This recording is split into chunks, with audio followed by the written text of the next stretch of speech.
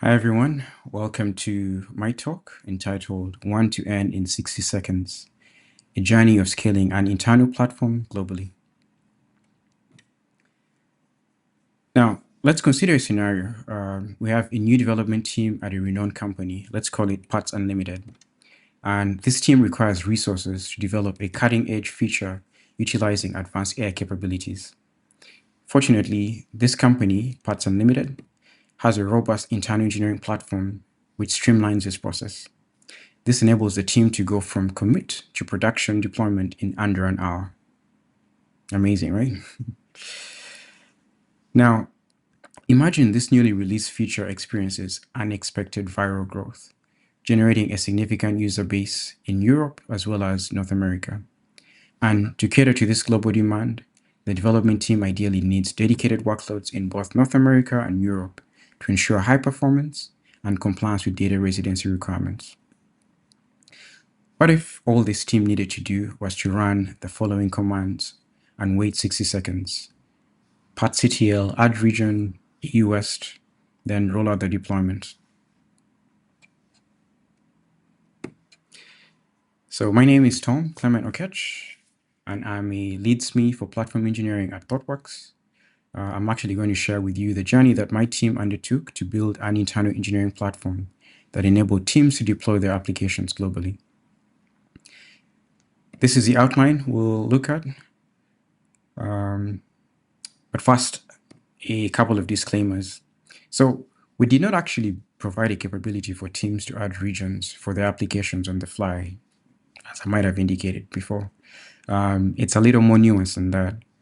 What we did is we enabled teams to choose from a predefined set of globally available regions and target their applications using Helm, to those regions using Helm. So they could only select from that subset.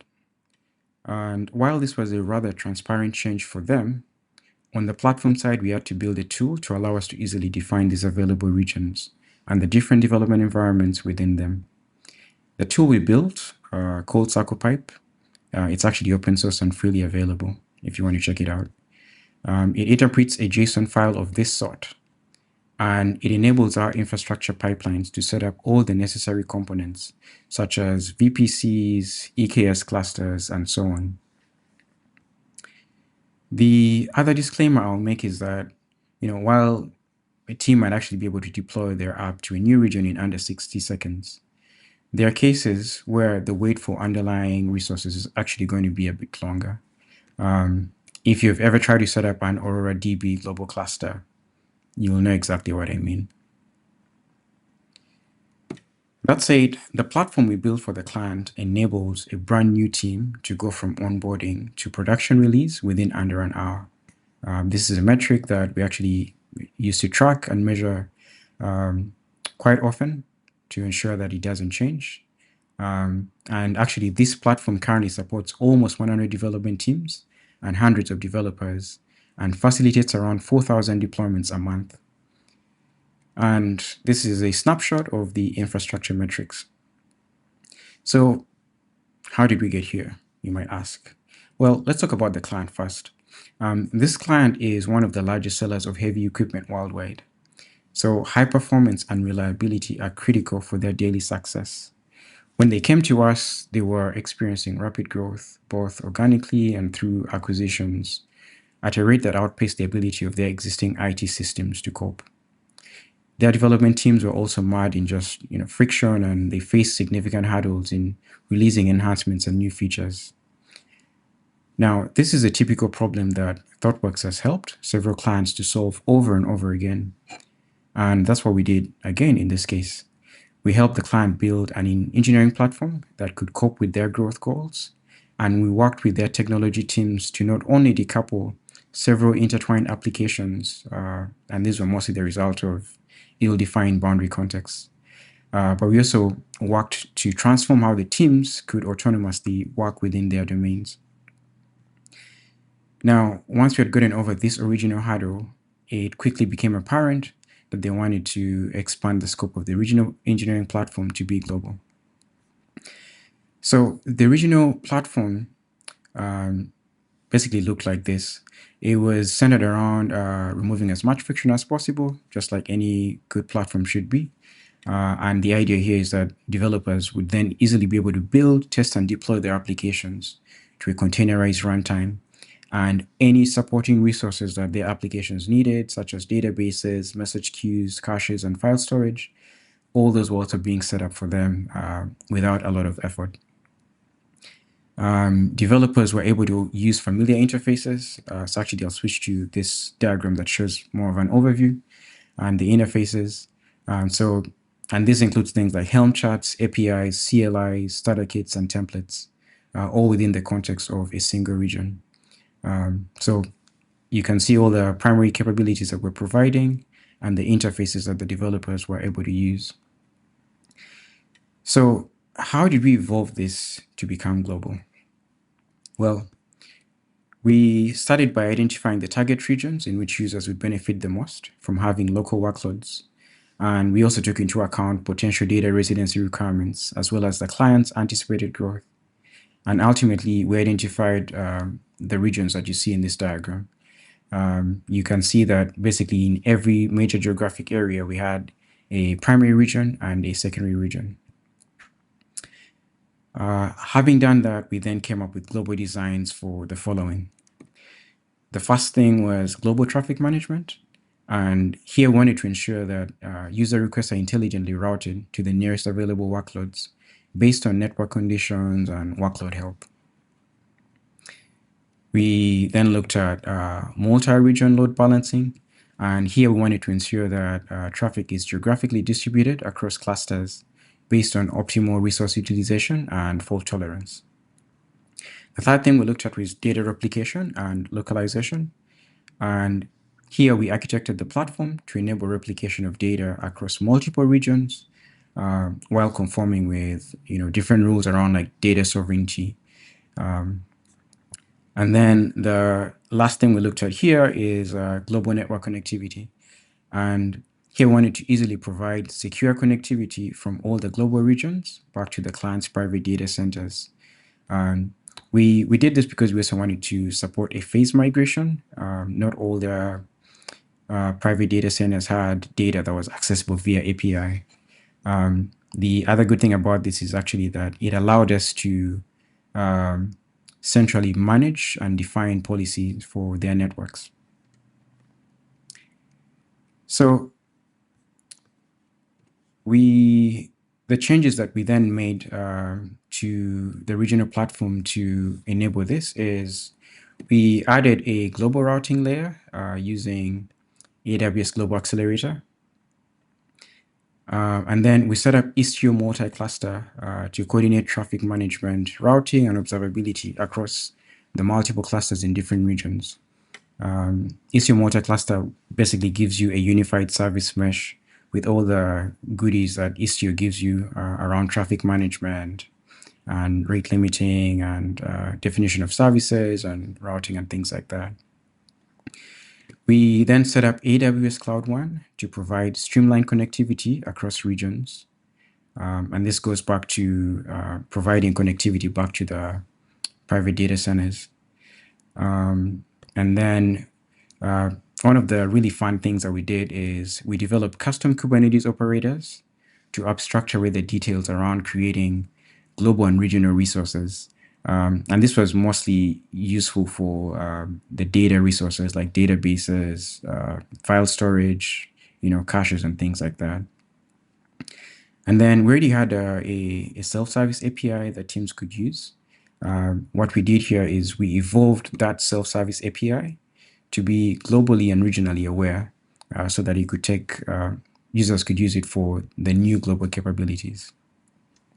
So essentially, if we go back to the detailed architecture that we originally had for the regional platform, we basically went from this to this with all the new global capabilities added in there.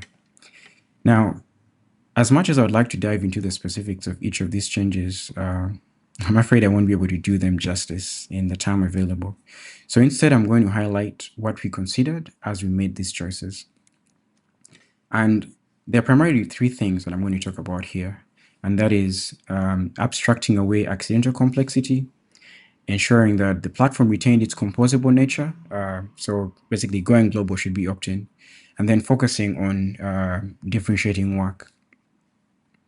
So let's dig into these considerations some more, starting with the abstractions.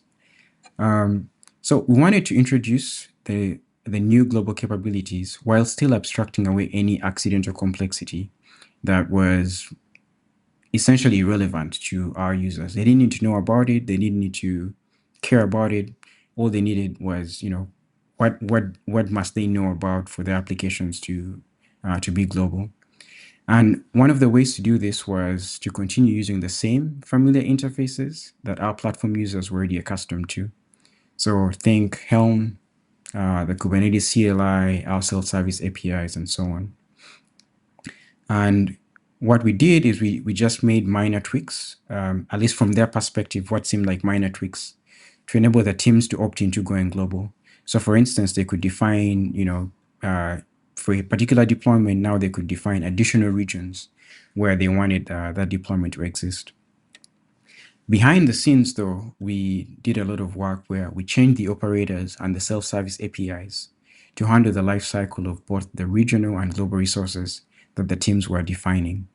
So an example I can give is we architected a change to an operator that was being used to create Aurora DBs so that it could be used to create both regional database instances as well as global DB clusters with replicas in different regions as specified by the users. From the perspective of the team that needed to use this, all they needed to do was deploy additional Kubernetes custom resources that corresponded to the global DB clusters and their read replicas in the desired regions. The second thing I'll talk about here is composability. And we basically decided that for one individual team using the platform, going global should strictly be opt-in. This is in line with the idea that platforms and their components should be optional and composable. So we didn't want to force teams that did not have a need for this capability, or maybe that only needed a partial capability, let's say only wanted to run their workload in certain regions. We didn't want to force them to have to adopt everything. And the third thing here I'll talk about is differentiating work. And here, we really wanted to just focus our efforts on only the differentiating work. We didn't want to spend any cycles on any commodity work. And I'll explain this with an example. Providing global connectivity across regions ceases to be trivial as soon as you have more than just a couple of regions, since you now need to deal with non-transitive VPC peering, transit gateways, and potentially conflicting and overlapping subnets. We decided at the get-go that this was not a problem worth solving by us, so we offloaded that to the cloud provider. In our case, this was AWS, and we made extensive use of their Cloud One solution that provided most of those capabilities for us out of the box. Okay, so we've talked through these three considerations. Abstracting away accidental complexity, maintaining composability, and making sure that we focus on just the differentiating work. But there's actually a whole lot more other considerations, including, let's say, maintaining platform as a product mindset as we're building everything out to be global, and then making sure everything was self-serviceable, focusing on the user experience and providing consistent interfaces, and providing appropriate documentation and onboarding. If these all seem familiar, it's because they're actually borrowed straight from the CNCF white paper on platforms.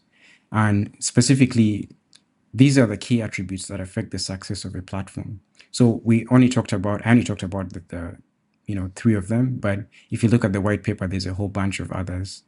And so I guess my takeaway for you is this: ultimately, whether you're building a regional or a global platform, these should be your guiding principles, these attributes of what is necessary to make a platform actually be successful.